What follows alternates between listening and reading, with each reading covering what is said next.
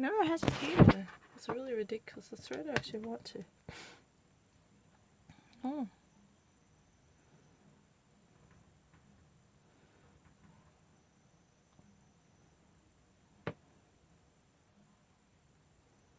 No, I don't really need to think about it.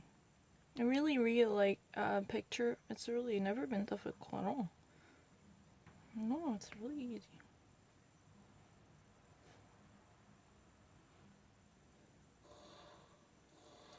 Okay, everyone, I want you to take a look at the man in this picture. This is Calvin Monroe. He was doing his job on Friday, working as a security guard at the Family Dollar in Flint, Michigan.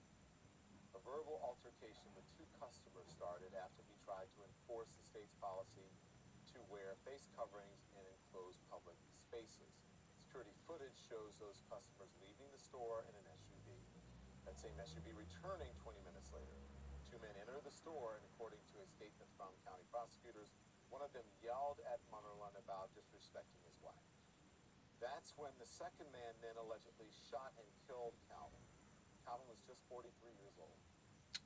And his wife, Latrina, joins me now.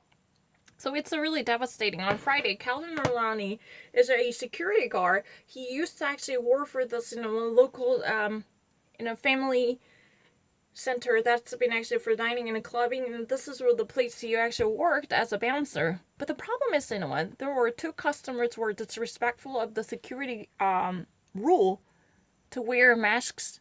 So he actually discouraged those people from getting into the office and getting into the store. But the problem is, that SUV, which was actually passing through the drive-through, somehow actually made a certain return to go away from the store, and 20 minutes later, that SUV made a comeback. But there has been a verbal altercation which got heated up really quickly as it picking up on a fire.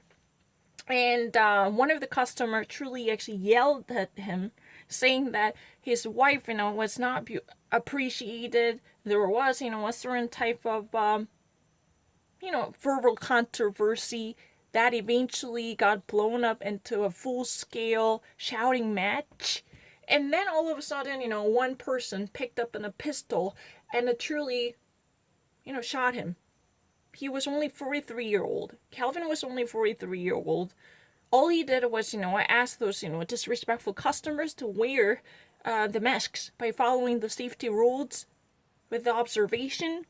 And he was revenged for asking people to actually do the same thing in the midst of the coronavirus. He was a security guard. He was a bouncer who's been taking care of the actual guidelines that were actually given to customers. If they ever want to actually have a contact with staff members to actually purchase services or enjoy any type of amenities provided by the store, that's what has been actually said.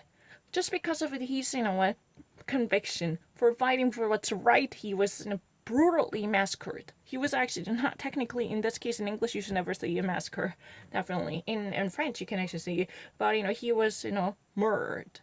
Yeah, he just turned out to be a victim of homicide because, there were two people inside the SUV, which eventually, 20 minutes later, came back to his door to actually, technically not his store, where he worked as a state security guard. And one actually, put up on a pistol and shot him. That's it. No, it's really easy to understand. I've never even heard about the story. Excuse me.